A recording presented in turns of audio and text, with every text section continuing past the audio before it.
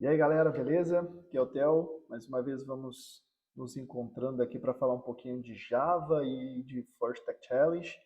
Vamos manter o nosso foco aqui na POO, que é a Programação Orientada a Objetos, e vamos começar falando o que são classes. Vamos trabalhar um pouquinho das classes do Java no nosso cotidiano aí, beleza? Vamos? Bora então. Então, o que nós vamos fazer aqui de início? Vamos tentar entender um pouco melhor. Deixa eu sair aqui da cena um pouco. Ver se eu vindo para cima eu fico legal. Vou ficar aqui, ó, beleza? Então, pessoal, pensa assim, o que seria essa ideia de classes e objetos dentro da orientação a objetos do Java, né, que a gente está usando? Então, imagine esse cenário aqui que o pessoal está fazendo uma planta baixa de uma casa. Vou até pôr o videozinho para passar aqui. Então, geralmente o cara, ele projeta, né? Ele pensa nas funcionalidades que você vai ter lá na tua casa, tarará.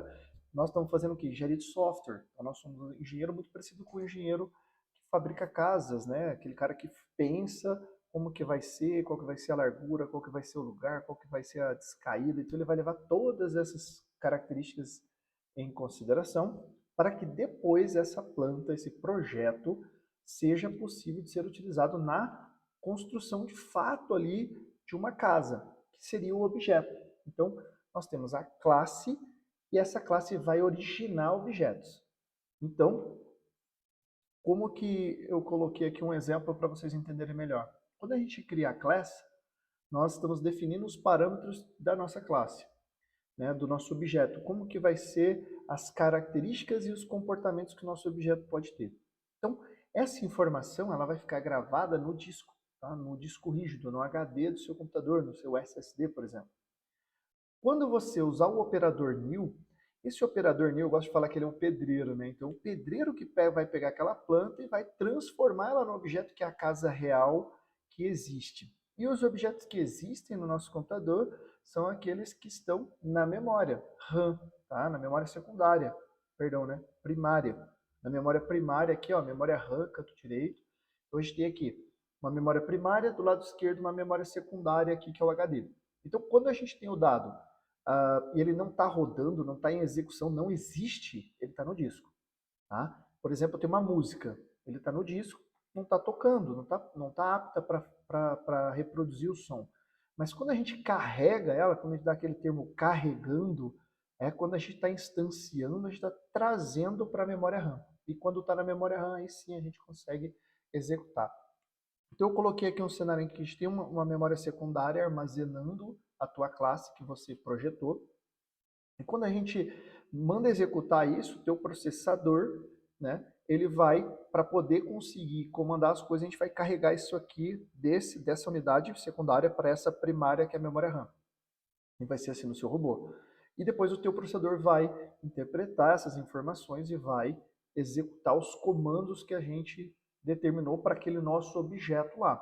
Então, é muito parecido com uma receita de bolo da nossa programação estruturada, que é tipo uma sequência de fatos, mas aqui a gente tem esse recurso melhor que seria a orientação a objetos. Então, na orientação a objetos, eu vou explicar para vocês como que é a classe, como que a gente cria o objeto de uma classe, e a gente vai evoluindo aqui nos conceitos de orientação. Então, tenta lembrar disso daqui, que tudo que existe no teu computador, que é real no teu computador, no mundo virtual do seu computador, ele está na memória RAM, beleza? Para que o seu processador possa acessar. Então, dando continuidade, né, fazendo um pouco aqui de boas práticas, eu vou colocar para vocês assim, o que a gente precisa fazer? Siga as convenções de nomenclatura. Na linguagem, a gente tem boas práticas, e uma delas é a de nomenclatura. As convenções de nomenclatura em Java estabelecem padrões para nomear classes, variáveis, métodos e pacotes. Seguir essas convenções ajuda a tornar o código mais legível e fácil de entender. Por exemplo, nome de classes devem começar com a letra maiúscula. É uma regra. Deixa eu voltar aqui para a cena. Então, tipo, pessoal, pense assim, é regra. Toda vez que tu vê um trem com letra maiúscula, você fala, opa, é classe, não é uma variável, né? Não é um atributo, é uma classe. Então, tudo isso, quando você junta tudo isso e começa a profissionalmente usar o negócio, você vai falar, pô, vale a pena fazer essas boas práticas aqui, tá? Então, é detalhes, mas que na prática fazem bastante diferença.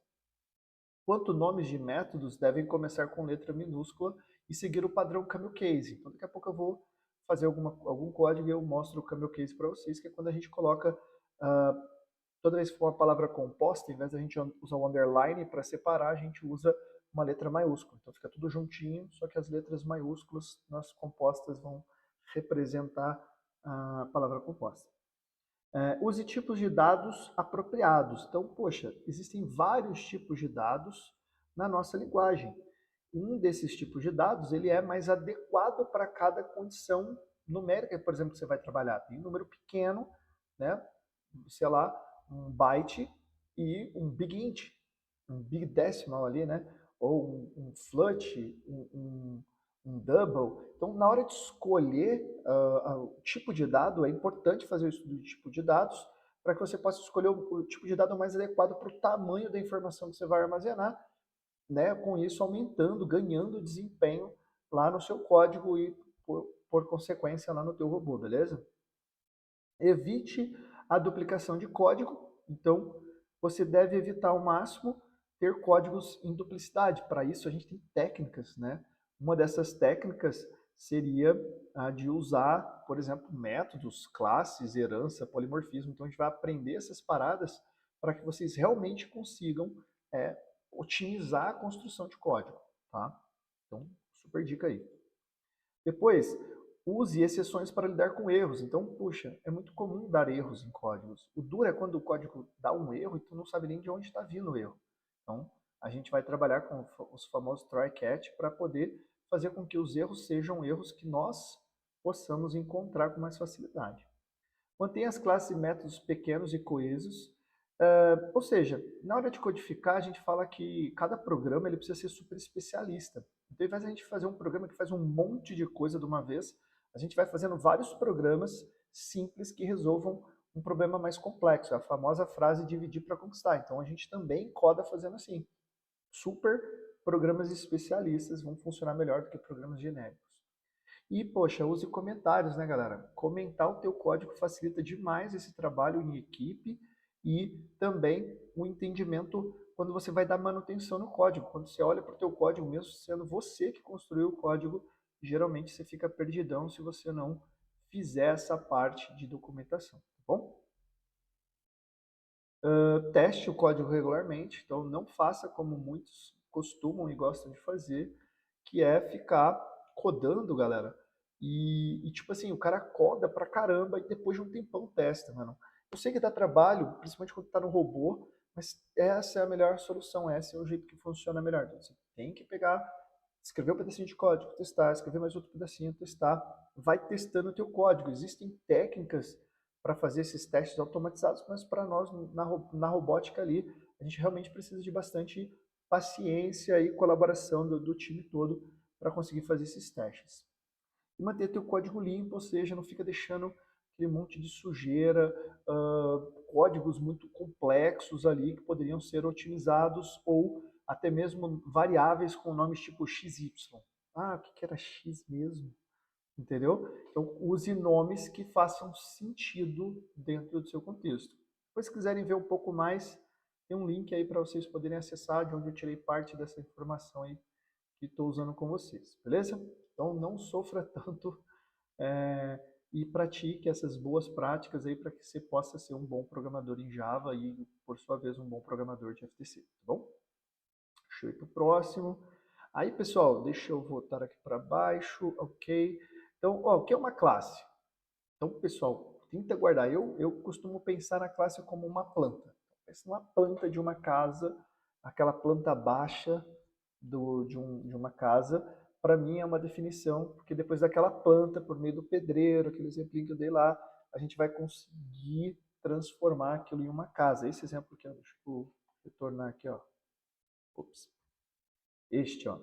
Temos a planta, né? Depois eu tenho o pedreiro, depois eu tenho a resultante, o objeto, a casa, certo? Então, quando a gente está aqui escrevendo uma classe, a gente tem que pensar nisso. A gente ainda não está vendo o objeto, a gente está vislumbrando ali como que vai ser o contexto do objeto. Então, o objeto geralmente ele tem algumas particularidades e a gente vai descrevê-las através da nossa classe. Então, eu trouxe do livro que eu indiquei para vocês, né? Uma classe define o modelo de um objeto, ou seja, todas as características que o objeto contém foram definidas pela classe.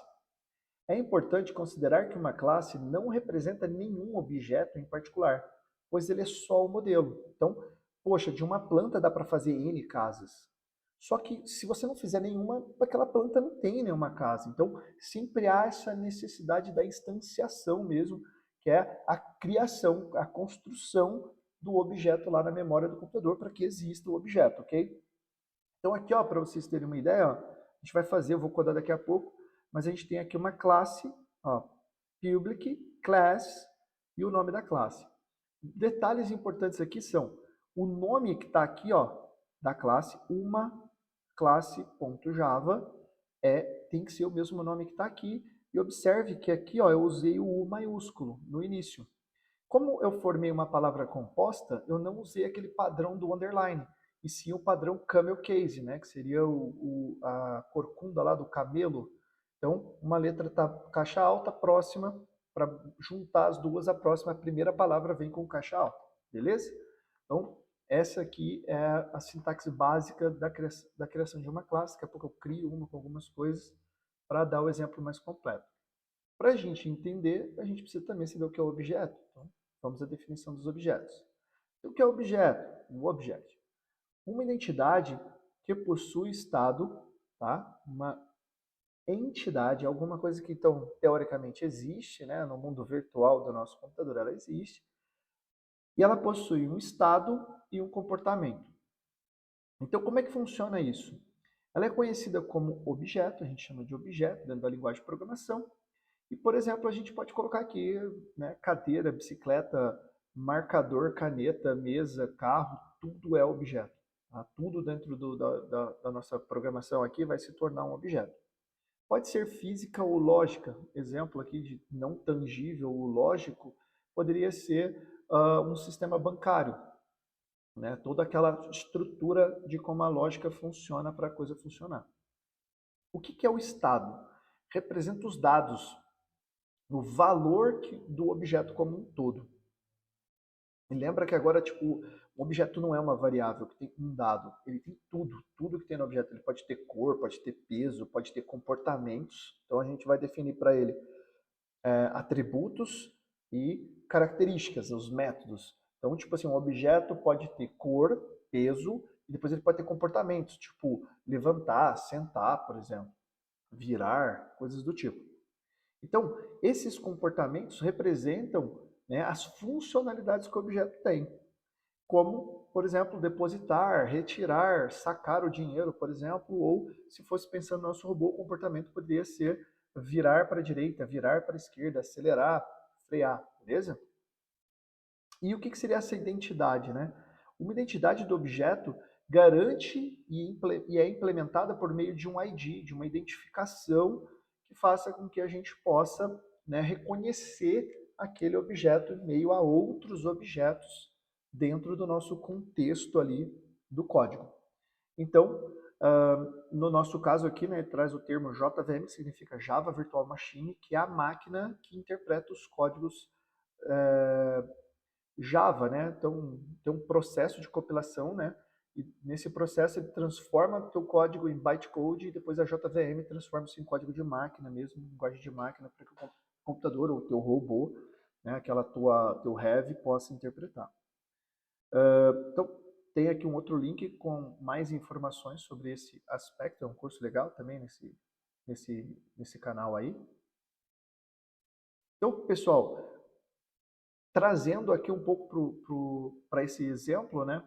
O objeto é uma instância. Então, muitas vezes vocês vão ver programadores usando esse termo, né? Ah, vou instanciar o objeto, vou criar o objeto. Seria essa ideia de pegar a planta aqui e transformar ela em códigos. A gente coda lá e depois transforma isso num objeto que existe no nosso mundo computacional. Pode ser um comportamento lá do teu robô, pode ser uma imagem lá, um trem que apareça na tela do seu computador. Então, uma classe é um modelo, a gente já viu isso, eu gosto de falar que é uma planta, né? Ou blueprint, que é o nome que eles dão aqui para essa planta baixa em inglês.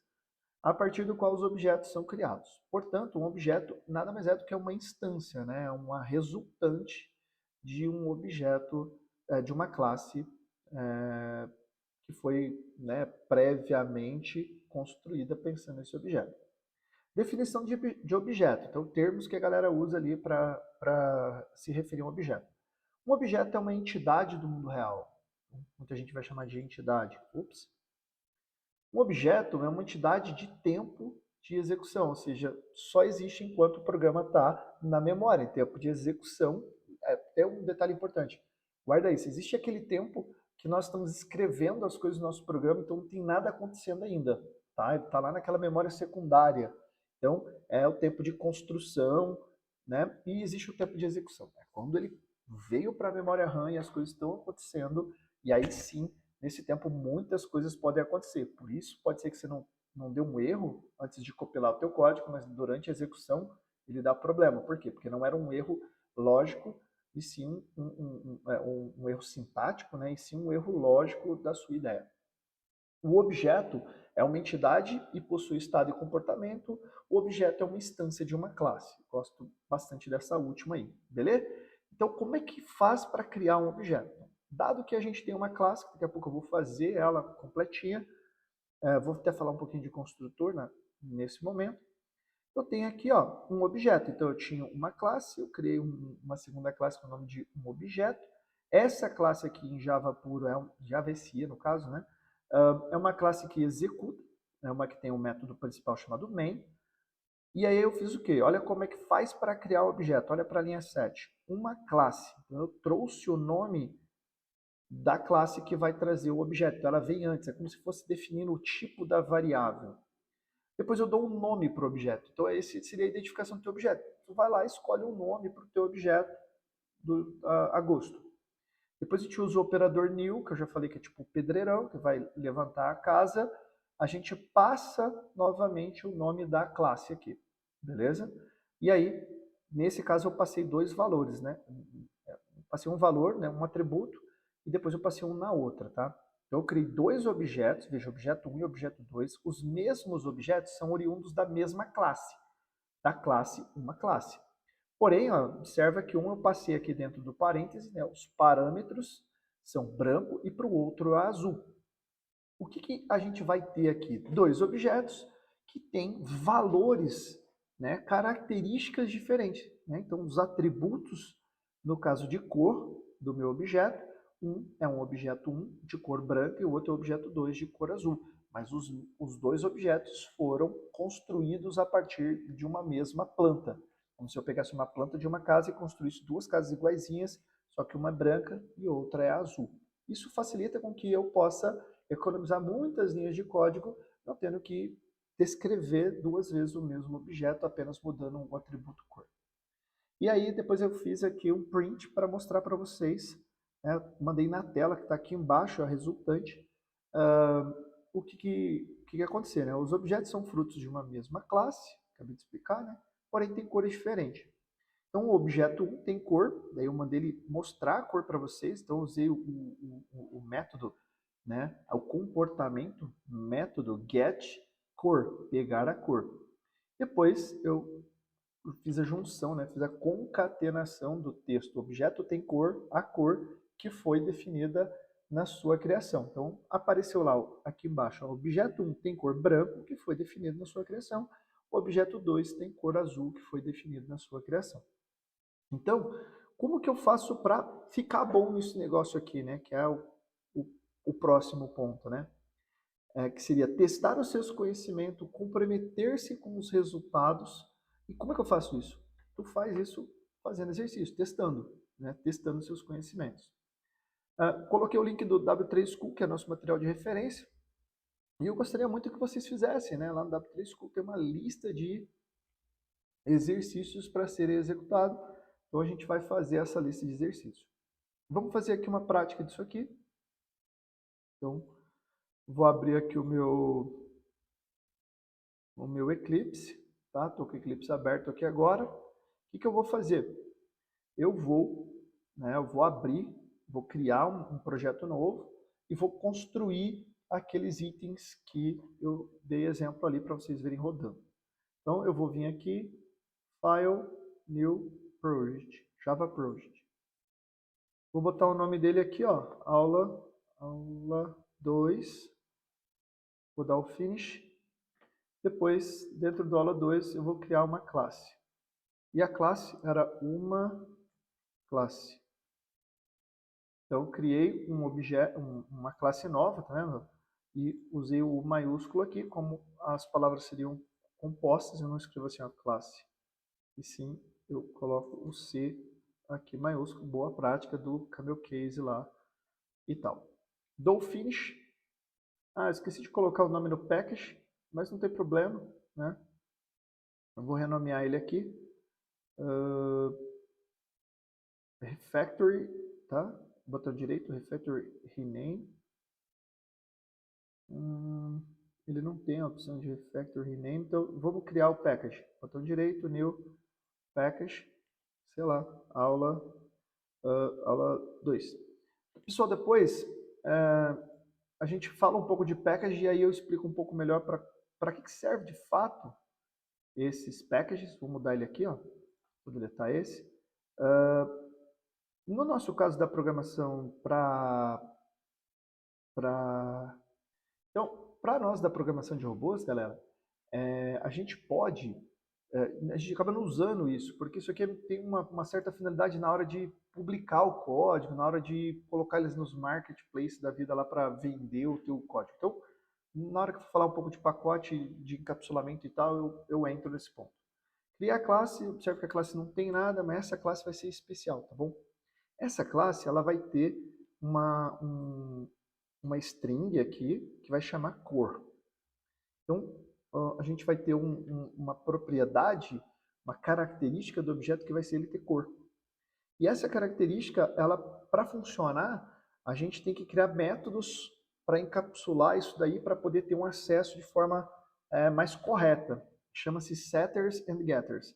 Então, tem um jeito fácil de fazer aqui na IDE, ou poderia escrever meu get core e set core, mas tem um jeito fácil que é botão direito, ó. E eu tenho aqui source, getters and setters. Gerar os getters and setters, eu escolho meu atributo, clico, ele já criou aqui, ó, public, é o encapsulamento que a gente vai falar, o string é o que ele vai retornar, o getCore é o nome da função, né, do comportamento, e o return ele devolve essa variável core aqui. Depois, a outra é o set, é para definir, para colocar um valor nela. Então, ela não devolve nada. Void, set cor, define a cor. A gente passa um texto, né, uma string, que ela vai entrar aqui como cor. E aí, a gente substitui, né, essa cor que o cara passou aqui por essa que a gente coloca nesse lugar, porque não tem cor, né, vai estar vazio. Então, a gente define esse valor aqui. Então, essa palavra this representa essa aqui que ficou azulzinha, tá bom? Então, ele está dizendo que essa aqui recebe esta outra aqui, porque são duas variáveis com o mesmo nome, porém elas estão em contextos diferentes, né? Essa daqui está no contexto, ela só existe aqui entre esse abre e fecha chave, e essa outra aqui, ela existe para toda a classe. Então, para eu poder acessar essa variável de classe, eu tive que usar a palavra this para poder diferenciar as duas, tá bom? E depois eu vou querer que essa minha classe ela tenha um construtor, chama método construtor. Como é que ele funciona? Toda vez que você for construir um objeto novo, é como se fosse um pré-requisito. O pedreiro pode construir uma classe, mas ele tem que construir uma classe, um objeto da minha classe, mas tem que passar para mim uma cor. Eu vou obrigar ele não poder construir uma casa tipo sem cor. Se eu não criasse o método construtor, ele poderia fazer. Ele poderia ter um objeto da minha classe, uma classe, mas ele não teria cor nenhuma. Então, para isso não acontecer, eu venho aqui, o método construtor ele tem a mesma assinatura do nome da classe. Então, tem que ser exatamente esse valor aqui em um método. Maiúsculo, na verdade era uma classe, né? Mas tá bom, vai ficar com erro aí, class. Classe. Desculpa. E aí, aqui a gente passa o parâmetro, parêntese, né? Que quer dizer que vai ter uma passagem de parâmetros. O construtor padrão ele é assim, tá? Tu não precisa passar nada e ele cria o objeto. Como eu quero que ele passe alguma coisa, eu vou pôr aqui que ele tem que passar uma string. Essa string eu vou chamar de C para diferenciar dessa cor aqui, mas não tinha problema nenhum eu também usar a palavra cor aqui. E esse C será passado dentro da minha setCore. Então, meu setCore vai o quê? Pegar esse C aqui, colocar nessa variável aqui. Estou usando os preceitos aqui da orientação a objetos. Eu tenho uma classe, tenho um atributo, tenho os comportamentos, que é pegar a cor e mudar a cor. Então, toda vez que eu criar um objeto, ele pede para que você crie o objeto, mas passando sempre uma cor, e essa cor vai ser a cor do teu objeto. Beleza? Então agora eu vou criar mais uma classe aqui, new class. Essa class vai ser um objeto. Está sendo errado aqui de novo. Um objeto. Esse objeto vai ter, ele vai rodar, esse programa roda, beleza? Então eu vou vir aqui e vou fazer um main. Tu poderia ter marcado a caixinha lá, mas você também pode escrever main, apertar Ctrl, espaço e escolher aqui, ó, método main, e ele já escreve tudo para você, que é o public, static, void main, string args e tal. E aqui dentro, tudo que você pôr aqui dentro vai acontecer. Então, se eu escrever salt, que é a abreviação, né, para System Out Print LN, eu posso vir aqui e mandar um olá para vocês. Dei um olá, salvei e dei um play, e vai aparecer olá aqui embaixo. O que eu quero fazer aqui? Eu quero que dentro aqui da minha classe main, eu possua um objeto da minha classe criada mais cedo ali, uma classe, né? Então eu coloco aqui, ó, só que está escrito um classe, né? Um classe. Depois eu coloco o nome do objeto, eu vou chamar ele de obj1, e falo que ele recebe new. Vou dar o Ctrl mais espaço, ele já sabe que tem que ser por conta de eu ter colocado no início de uma classe. E ele está falando para mim que eu preciso passar uma string aqui, ó. Não pode ser um valor vazio, né? Então eu vou vir aqui e vou escrever verde. Vai ficar diferente lá do trem. Ponto e vírgula. Pronto, galera. Criei um objeto. Se eu vir aqui e fizer o salt, e pedir para imprimir esse objeto, ok? Objeto1.getCore, e eu der um play, já vai aparecer aqui, a gente salvar, né? A cor verde. Então eu poderia formar aquela palavra, aquela frase bonitinha. Meu objeto 1 tem cor, deu espacinho, o maisinho para concatenar, e aí beleza, ó, vai aparecer aqui, ó. Salvei, play. Meu objeto 1 tem cor verde. Poderia vir aqui agora, ó, e criar um outro objeto, ó.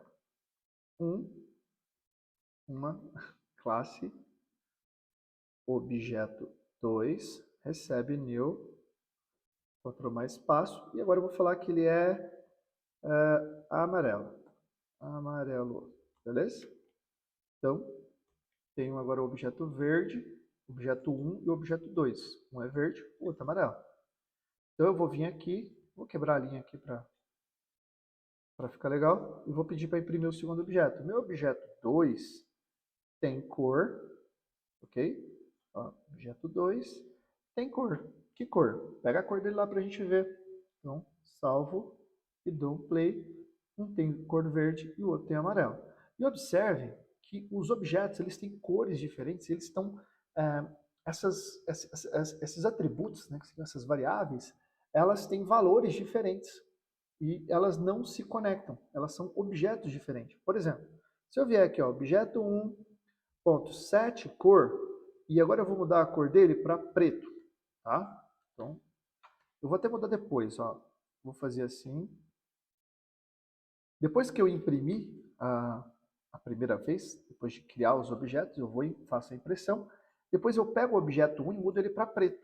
E vou novamente imprimir os dois, ó.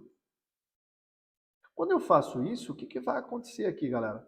Ele vai alterar, quando eu troquei a variável lá, que chama cor, aqui, ó, essa variável ela foi criada duas, uma para cada objeto. Então, eu mudando a cor do meu objeto preto para preto aqui, só vai alterar o do primeiro. Só o do cara aqui que eu dei o comando. O outro continua valendo amarelo. Então, salvando e dando um play para vocês poderem ver. Ó. Ele começa verde, fica amarelo. Esse altera para preto e esse não. Tá? Existe uma forma de trabalhar com variáveis comuns aos objetos, ok? Que seria a gente vindo aqui e passando essa cor para estática, né? Para o valor desse atributo, né? Que é uma variável, para o tipo estático. Isso quer dizer que ela é a mesma cor para os dois objetos. E aí eu vou tentar exemplificar o quanto que isso muda na prática. Beleza? Então, só salvei aqui e vou dar um play. E aí observem que o que aconteceu. Na hora que a gente criou o objeto, a gente criou ele de verde. Só que como a linha 9 veio depois, ela criou o objeto 2, ficou amarelo, só que automaticamente ele também mudou o valor do objeto 1, porque esse valor agora era compartilhado entre as duas, beleza? E aí, quando a gente já imprimiu aqui, você pode ver que são amarelo, amarelo. Quando a gente mudou para preto, obviamente influenciou os dois objetos. E aí, a gente passou a ter preto nas duas. Tudo bem, galera? Isso aqui é um pouquinho, né, do que dá para a gente fazer com programação orientada a objetos. E vamos seguindo junto aí, mandem suas dúvidas para que a gente possa construir novos momentos aí. Eu vou ver se eu consigo agora convidar um colega para aparecer aqui em cima para a gente fazer um teste desse aqui e tirar as dúvidas aqui de um programador novato aqui do nosso time, beleza? Vamos lá.